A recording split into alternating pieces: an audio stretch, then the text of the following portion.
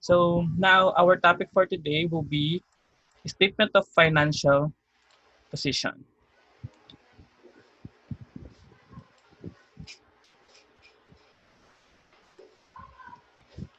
Okay, so let's see our learning outcomes or the learning objectives of this topic.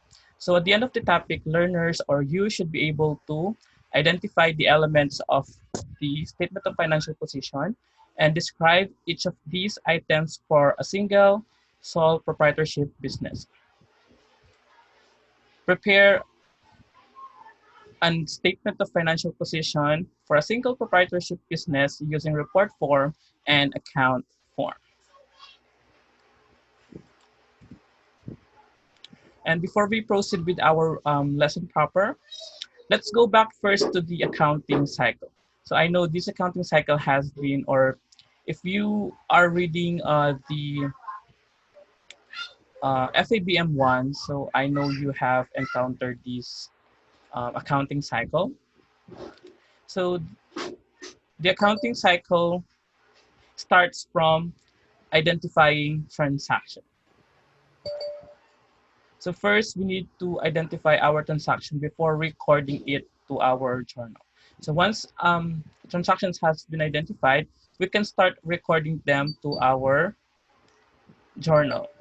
And then after recording to the journal, we need to post them to our ledger.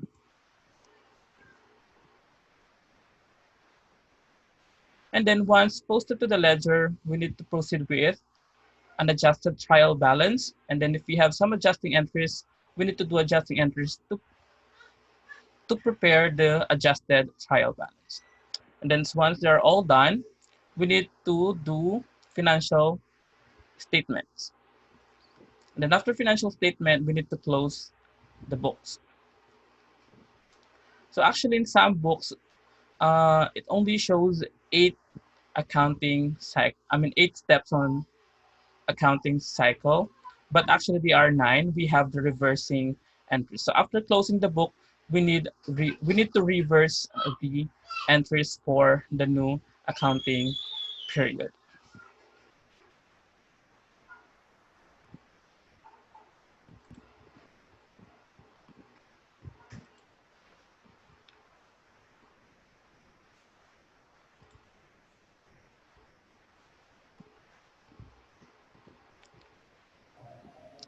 All right, so let's go. Let's see this one. So we have accounting equation. So this is the standard accounting equation. So by the way, accounting equation. So our standard accounting equation will be asset is equals to liabilities plus equity or the capital. So this will you need to keep in mind that this will be the accounting equation that we will be using up until the end of this topic, or actually, this is the accounting equation of the accounting. So it is used every now and then. So now, this is the standard one. But let's say wala tayong or nawawala si liability or liabilities. So the accounting equation then will change to liabilities is equals to asset minus equity. Or wala si equity. So it will be equity is equals to asset minus liability. Ganun siya. Pero this is the standard accounting equation. Now, let's have a review. So when you hear the word asset, anong natatandaan nyo or ano yung pinakatumatak sa inyo when you hear the word asset? Pag-aari po. Or ano yung mga accounts under assets? Yes, these are the company-owned assets. Pero based on your readings sa FABM 1, when you hear the word asset, ano yung mga natatandaan nyo sa kanya?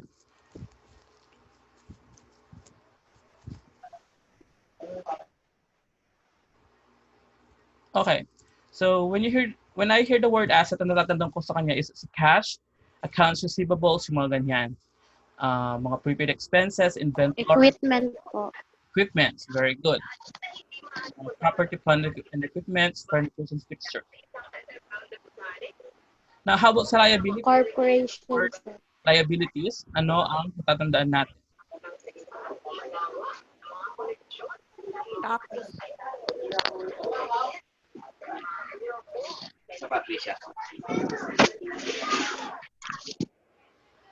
All right, so when you hear, yes, stop. So company financial, sir. very good. So now when I hear the word liabilities, natatandaan ko sa kanya yung mga payable. Bills payable, accounts payable, mortgage payable, utilities payable, salaries payable. So lahat ng mga payables is under liability. And when I hear the word equity, capital ang naririnig ko sa kanya. This is the investment of the company. Now, how about the last one? Single or sole proprietorship business. So when you hear this, what do you usually remember?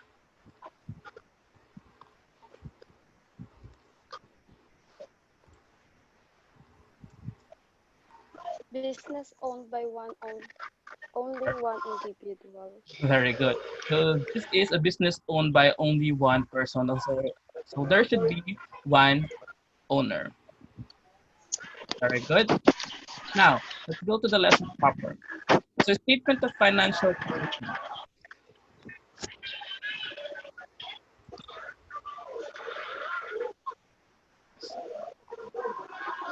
Right. So statement of financial position is also known as the balance sheet. So before kasi, nung mga panahon pa namin, or nung college pa ako, we use balance sheet instead of statement of financial position. But now, since nag-change naman talaga yung mga topics or yung mga terminology sa accounting, it changed to statement of financial position. So this statement includes the amounts of the company's total asset, liabilities, and owner's equity, which in totality provides the condition of the companies on a specific date.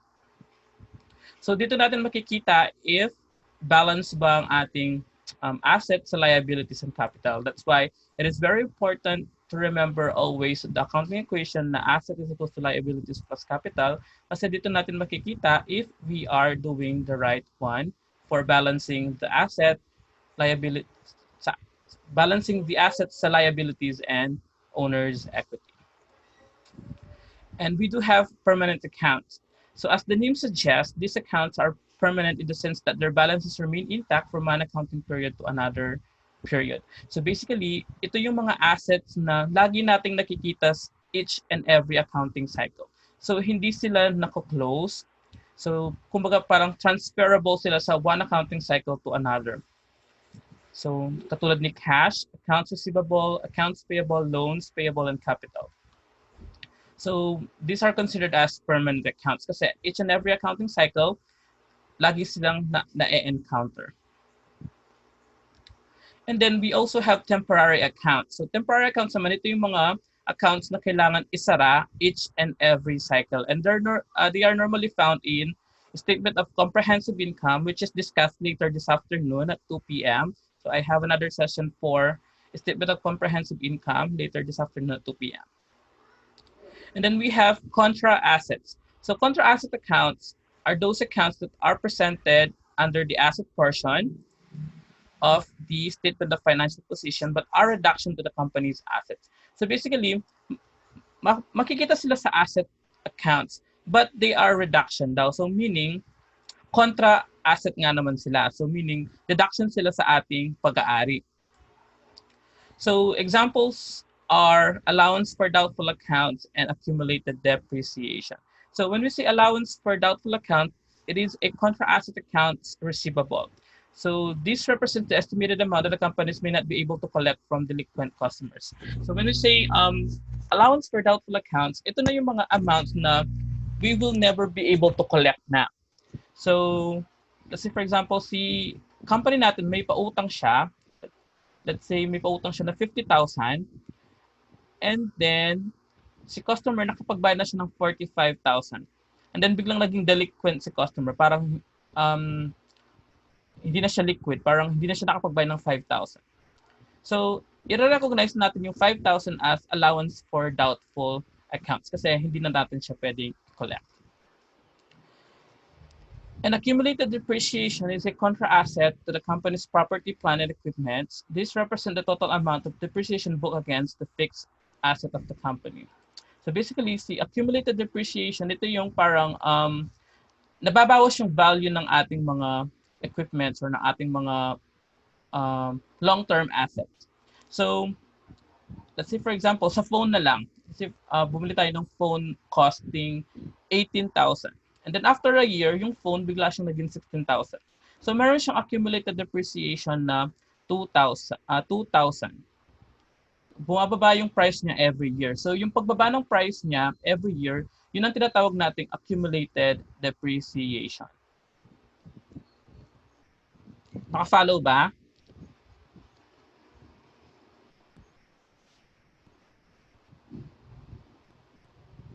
Okay ba tayo doon? Anyone? Yes po. Okay. Yes po, sir. Okay, so we have two forms of statement of financial position. So we have the report form and the account form. So for report form, this is the oldest form of the statement of financial position. So a form, I mean, that shows asset accounts first, then liabilities and owner's equity. Kumbaga, tuloy-tuloy yung pagka-show ng statement of financial position. Unlike the account form, a form of statement of financial position that shows asset on the left side and liabilities and owner's equity on the right side. But whatever form that you will be using, so dapat same balance pa rin naman siya. So if you want to use report form, that's okay. And if you want to use account form, that's also okay. As long as whatever form you will use, they will yield to the same amount of assets, liabilities, and equity. So I will show you examples of report form and account form. So when we say report form, ganito siya. So asset, liabilities, and owner's equity.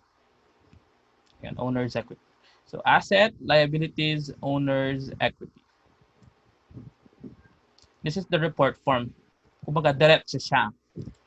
And account form, so nasa left side si assets, nasa right side yung liabilities and owner's equity. So ganito ang account form.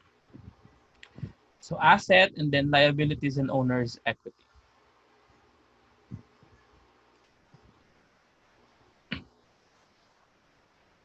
Now,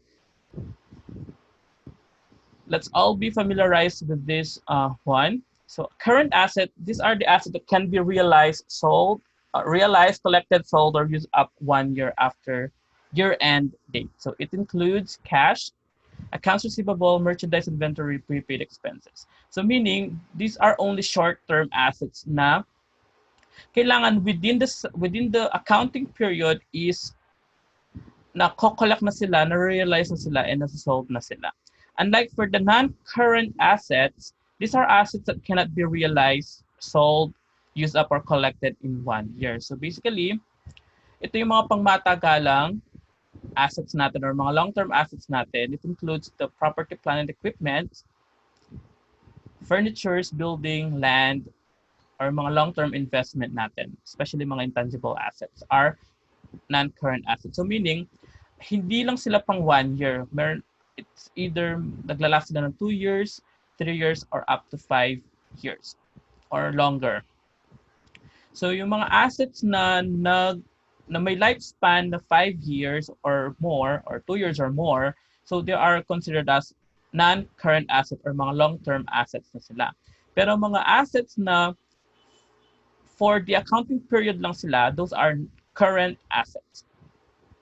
Same as the current liabilities, liabilities that fall due, paid, recognized as revenue within 1 year. So again, ang lifespan lang ng mga current liabilities is within the accounting period lang sila. Unlike for the non-current liabilities, pangmatagalang utang natin ng mga to like loans payable, mortgage payable. So they are called long-term liabilities. So hindi lang sila basta-basta mako-collect in 1 year. So they have a lifespan of 2 years or more. And we also have other term for assets. So accrued income. So porket nakita natin income, this is an income. No, this is an asset account, guys. Accrued income is also known as outstanding income. Accrued income is the income which has been earned during a particular accounting period. However, the related funds have not been received until the end of accounting period. So meaning, so let's say for example, si accrued income, nangyayari siya kapag, let's say for example, may pinagawa tayo sa isang service type of business din. Kumbaga tayo ang nagpagawa. And then, wait lang. Ay, hindi, mali. May pinagawa sa atin yung isang service type of business. So, may pinagawa sila sa atin. So, hindi pa natin siya i-recognize as income as long as hindi pa siya bayad. Pero kapag binayad na yung service na render natin sa kanila, we can recognize that as income already. But as long as this service has not been paid yet, it is still considered as accrued income and it is under asset pa rin siya.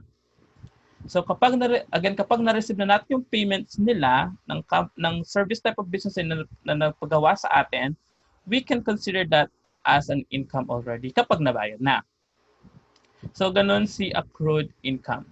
So already earned but not yet collected. Prepaid expenses are those expenses which are paid in advance for a benefit yet to be received. So basically, these are advance payments. Let's say, for example, we have rented a building, or let's say a stall na lang. And the amount of rent is 1,000 monthly siya. And then we have paid 5,000 kunwari for 5 months. So yung 5 months na yun, dahil hindi pa naman natin ginagamit yung building or yung stall na rent natin, so we are still considering that as prepaid expenses. Hindi pa siya natin i-recognize as expense. So kailan ba siya ma-recognize as expense? Ma-recognize siya as expense kapag, let's say, for 5 months, nagamit na natin yung 1 month. So yung 1 month, considered na siya as expense kasi gamit na siya. So pwede na natin sabihin na rent expense natin yun. And then the remaining 4 months will still be considered as prepaid expense.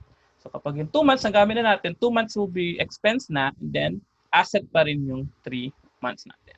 Hanggang mag-zero balance si prepaid expenses natin.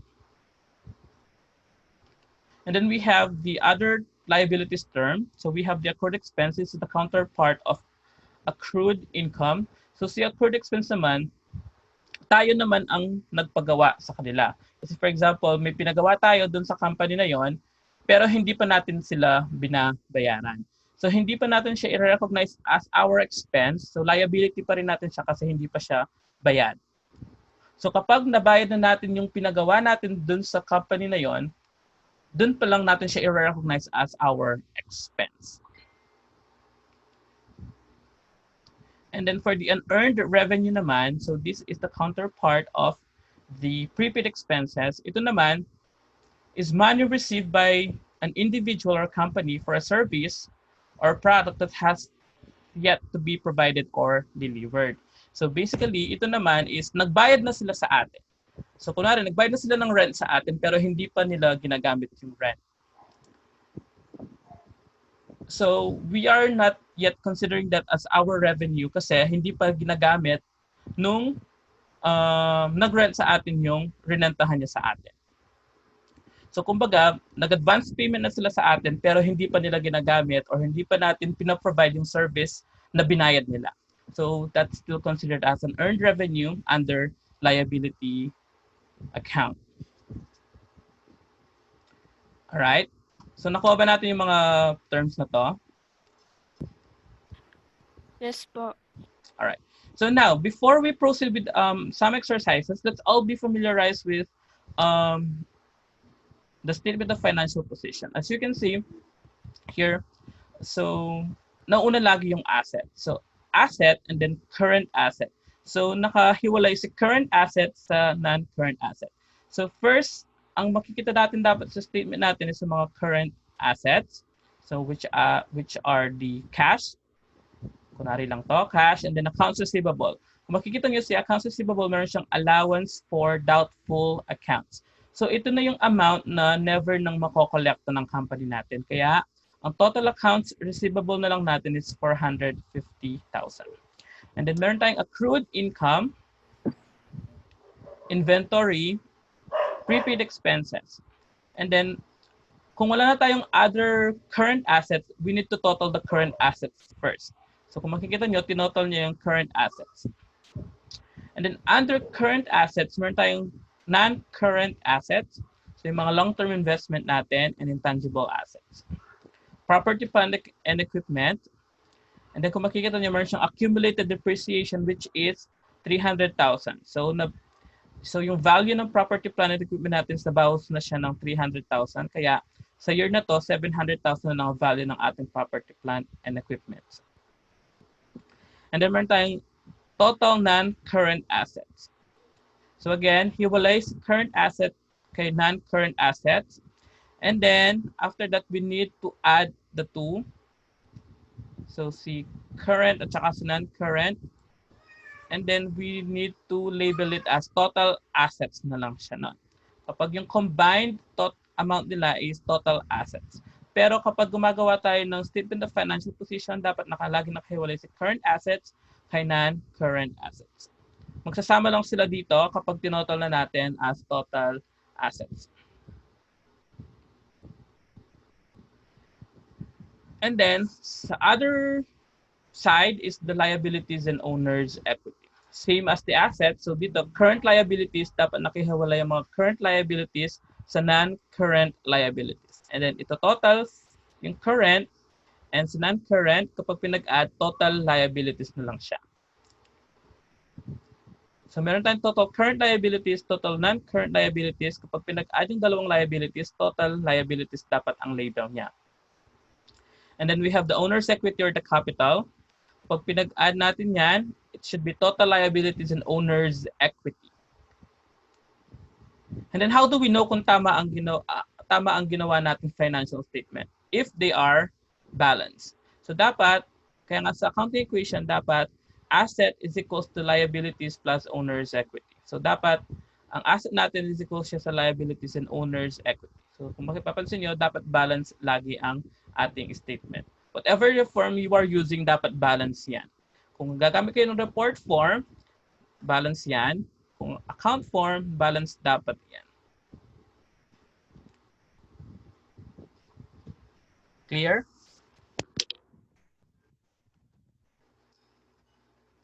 Yes po. Right. So now, kindly review these one first, and then we will go to our exercises.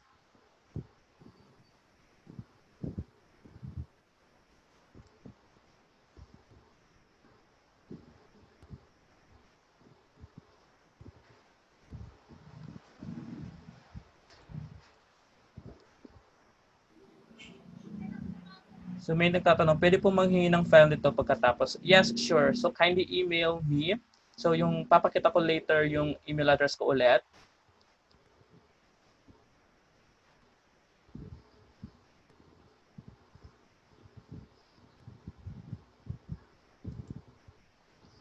Okay, so now let's go to our exercises.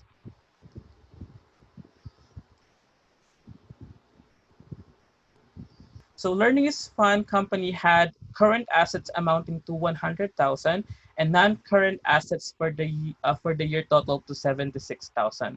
So the question here is, how much is the company's total assets daw?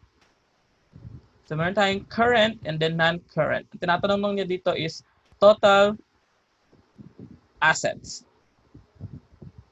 So you can type in your answer sa chat box and then let's see kung sino makakakuha.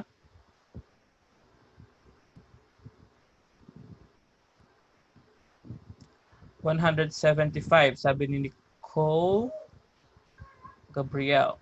176.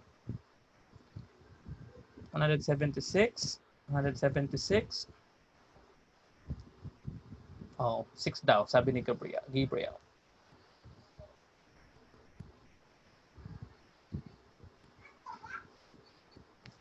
All right.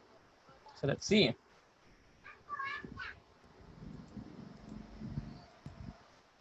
Okay, so for those who answered 176,000, very good. You are all correct. So we just need to add current assets plus non-current assets. So total assets natin is 176,000. Right, very good. So lahat ng sumagot ng 176,000. Now, next one. Happy Selling Company's total liabilities amounted to 10,000 and total equity had an ending balance of 20,000. So, ang given dito is liabilities and equity. Pero ang tanong is total assets daw. So, how much is the total asset? 30,000, 10,000, 30,000, 200,000. Laki naman nun. 10,000, 30,000, 30,000.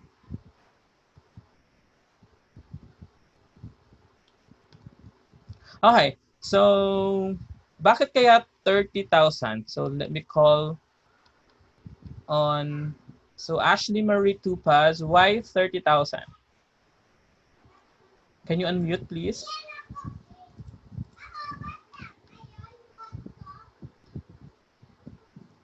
Yung formula po kasi, sabi niya. Very good. Tama nga naman. So yung formula kasi natin is asset is equals to liabilities plus owner's equity. So dito, yung liabilities natin is 10,000 plus equity, the 20,000 is equals to 30,000. So whatever the total of our liability and equity should be also the total of our assets. So dapat balance sila. So asset is equals to liabilities plus owner's equity. Very good, Ashley. Next. Happy Sellings had the following accounts at year-end. Sabi niya, cash is 250,000, accounts payable 70,000, prepaid expense 15,000.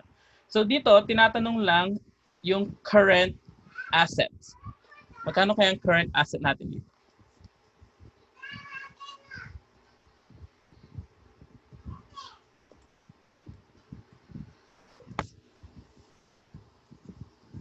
$250.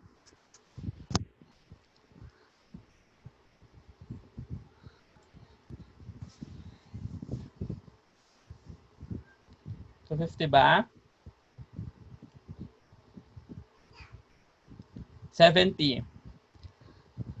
70 ba? 165. 22,000. 195. 265. 335. 22,000. Okay. So, kapag nagko-compute kasi tayo, we need to determine the given first. So, the given here is cash, and then accounts payable and prepaid expense. So, after determining the given, you need to determine kung anong account ba sila or kung saan ba sila naka-under. So, first one is si cash. So, cash is an asset account. Then accounts payable is a liabilities account. And prepaid expense is an asset account. So after that, we need to determine if current or non-current sila. So cash is current and prepaid expense is current. So basically, our answer should be 265,000. So meron ba nakakuha?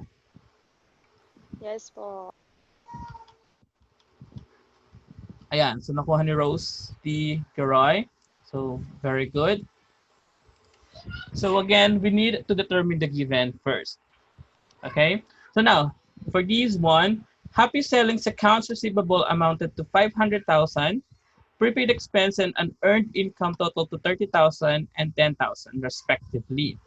So cash balance amounted to 100,000 while accounts payable and inventory total to 20,000 and 10,000 respectively. So how much is the company's current asset and current liabilities? So dalawang sagot dito. Magkano daw yung current assets and current liabilities natin? So again, first is we need to determine the given.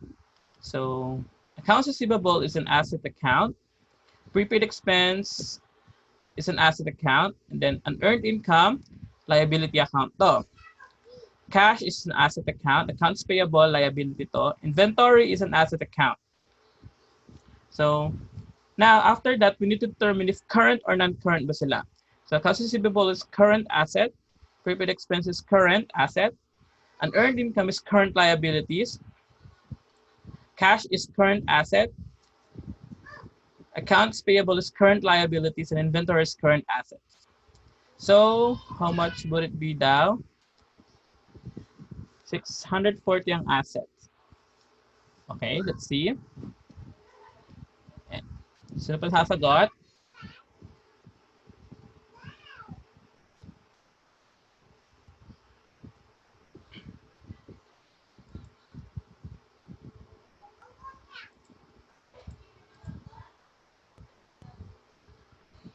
So 30,000 daw ang liabilities. Okay, so let's see.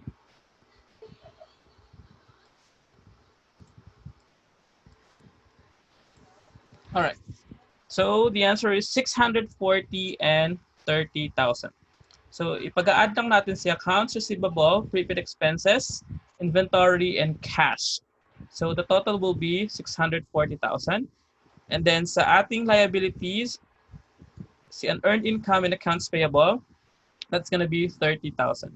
So very good sa mga nakakuha ng 640 and 30,000. Next. Company's total liabilities and equity amounted to 285,000. Total non-current assets ended at 85,000. Total cash total 50,000 and inventory amounted to 100,000. So assuming though that the companies had no other assets, how much is the accounts receivable? So tinatanong dito is the accounts receivable. So first, we need to determine the given. So meron tayong total liabilities and equity which is 285 daw. And then ang mga assets natin is 85, 50, and 100. So we need to go back to our accounting equation para ma-determine natin if how much will be our accounts receivable.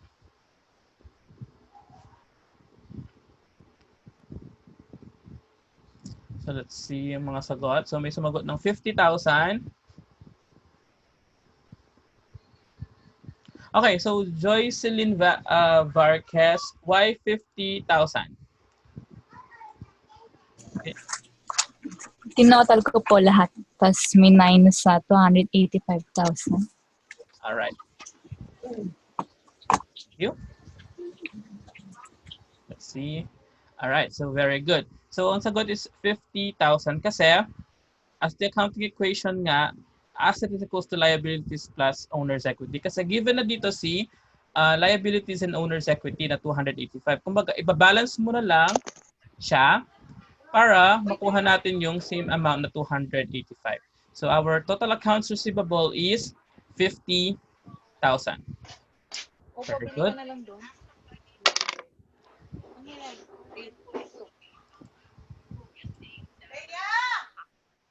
Right. So now let's have the other example.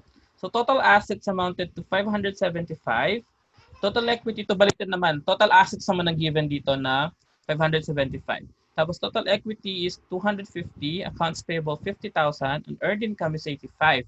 So assuming that there are no other current liabilities, compute for the company's non-current liabilities siya. So dito, given naman si total assets. So how much will be the total non-current liabilities?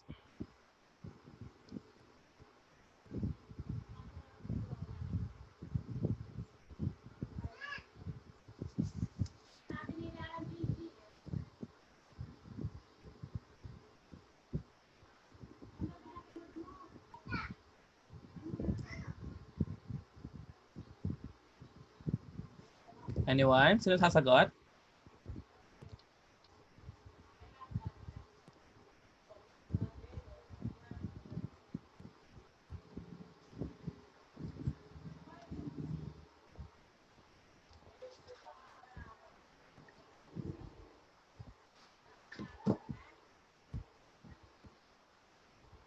Bawal lang nagtatype ng sagot, ha?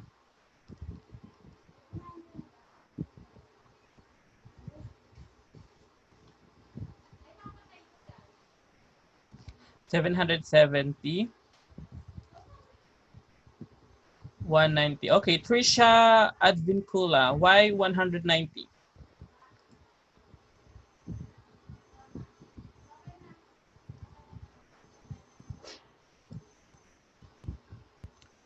Yes, Trisha.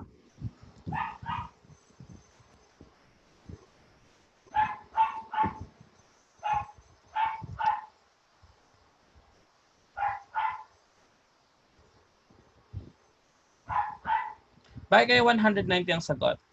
Nad ko po lahat tapos minus sa total asset. Okay, so following the accounting equation, so again, asset is equals to liabilities plus owner's equity. So dito kasi, ang given na yung total assets natin which is 575.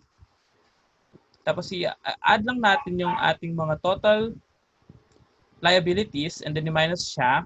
So the amount that you will be getting, assuming that is the non-current liabilities natin.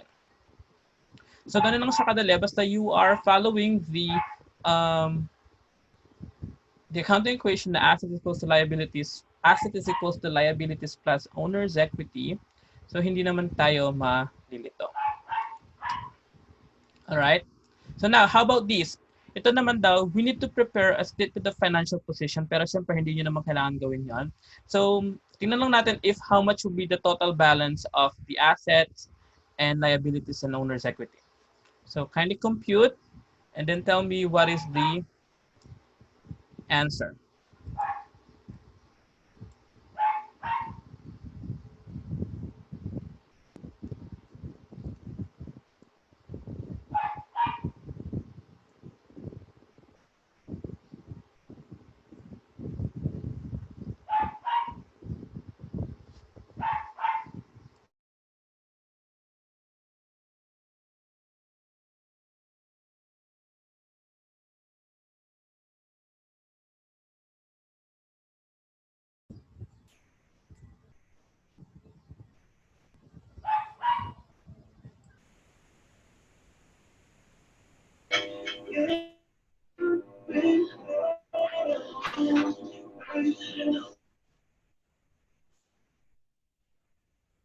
So, sila nakapag-compute?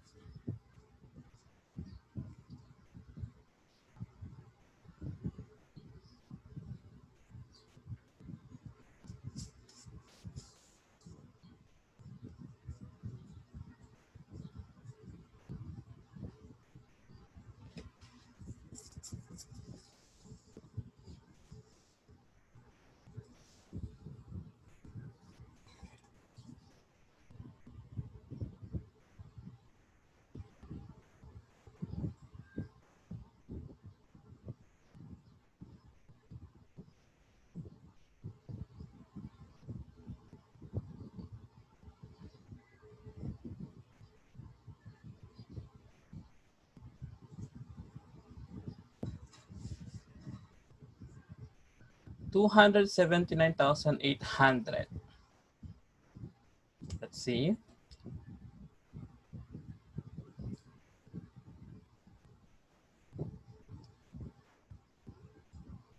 $279,800. Okay.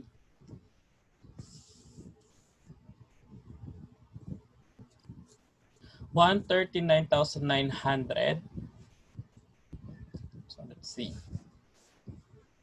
Meron na ako nakitang tamang sagot dito.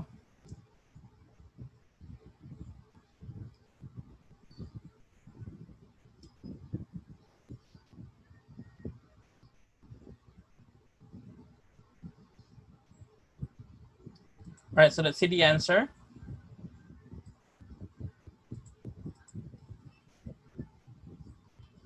So the answer is 139,900. So sabi ko nga dapat balance ang ating assets sa liabilities and capital. So the answer is 139,900. So very good kay James, nakuha niya, and kay Nicole. So the answer is 139,900. So by the way, whenever we are doing a statement of financial position, we need to remember these ones. So basically, we should have a header. So sa header natin, dapat natin yung name of company, yung name of the statement. So this one is a statement of financial position and the year. So dapat ang gagawin natin for the year ended, ganon. For the year ended, kunwari, December 31, 2020. Ganon dapat siya. Now, let's have this one. So these are transaction-based. This example says transaction-based. When you say transaction-based, parang meron siyang kwento. Ganyan. So, sabi niya, you were hired by Mr. Juan de la Cruz to prepare his Sari-Sari store statement of financial position. In order to prepare the statement, you identify the following assets and liabilities of Mr. de la Cruz. So first is, sabi niya, his Sari-Sari store has cash deposited in a bank account amounting to 50,000. So ano kayang account to? This is under cash. So ang cash daw natin is 50,000. And then his Sari-Sari store had a lot of uncollected sales from customers amounting to 75. So uncollected sales daw. So meaning, this is accounts receivable. The total amount of merchandise left inside the store is 30,000. So meron pa daw siyang natitirang mga merchandise. So kapag mga natitira, so they are considered as inventory or inventory. Yung mga hindi pa nabebenta. Tapos he already paid 1 year's rent in advance amounting to 12,000. So meron daw siyang advance payments for rent na 12,000. So this is prepaid rent. The value of all company's furnitures amounted to 100,000. So this is non-current assets under furnitures. Then he bought merchandise from his supplier amounted to 25,000, and the supplier agreed that the payment can be 2 months year after. So bumili daw siya pero hindi pa niya binayaran. So this is considered as accounts payable. And then SSS, PhilHealth and Pag-ibig payables for his employee. So given na siya, ito, SSS, PhilHealth and Pag-ibig payables, so liability. The Sari-Sari store had outstanding liabilities to utility companies amounting to 3,000. So may utang pa daw tayo sa utilities natin. So this is utilities payable. And he had a loan from bank amounting to 50,000 to be paid in 3 years. So this is loan payable. So long term na to kasi magpasa siya ng 1 year. So 3 years daw yung loan payable natin. So now, how much is the total assets and liabilities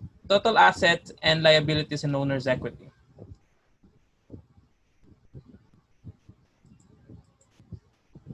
$225. Let's see. So kapag ganito yung mga given, so we need to determine each first kung saang account natin sila ilalagay. So these are called transaction based. In the form of transactions kasi sila.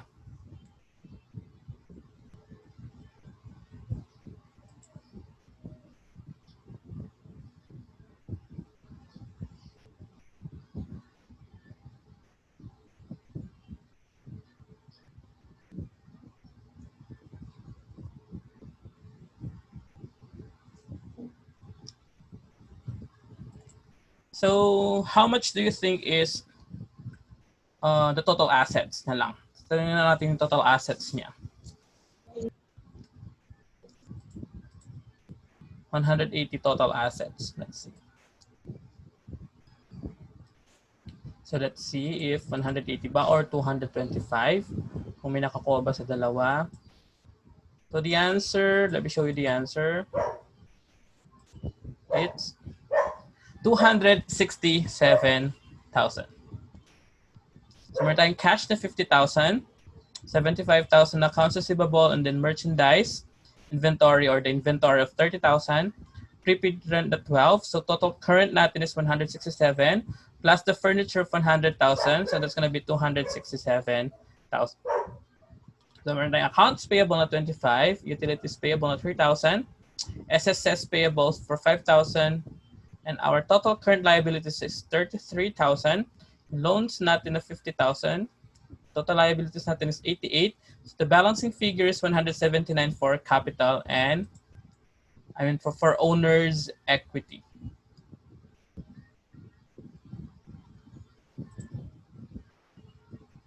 All right.